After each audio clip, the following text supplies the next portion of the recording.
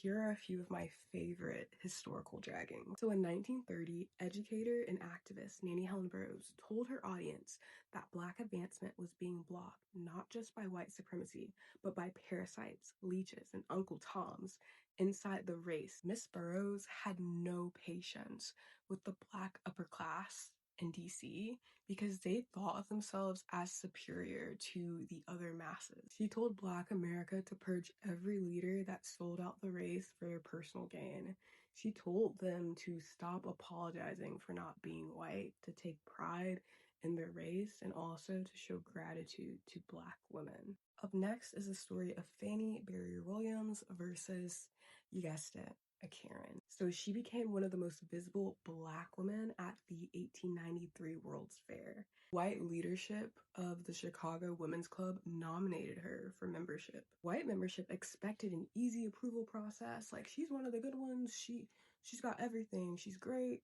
But this turned into a year-long racist process that dominated the Chicago newspapers. She eventually got admitted, but during this time, she delivered one of her most blistering speeches titled Women in Politics, where she directly took aim at white suffragists. She told white women straight up that their interest in Black women's right to vote was opportunistic. They didn't really want Black women to have equality. They just wanted their vote so that they could wield it and manipulate it to whatever need. And she directly warned Black women that we could not become a political tool for white women to utilize our right to vote. She argued that if it was white women who blocked us from social progress, from having good jobs, and from being able to attain the life that we wanted, why would we blindly follow and support their campaigns and not our own interests? Last but not least, one of my favorite stories, Josephine St. Pierre Ruffin versus, you guessed it, more Karens. In 1900, at the General Federation of Women's Clubs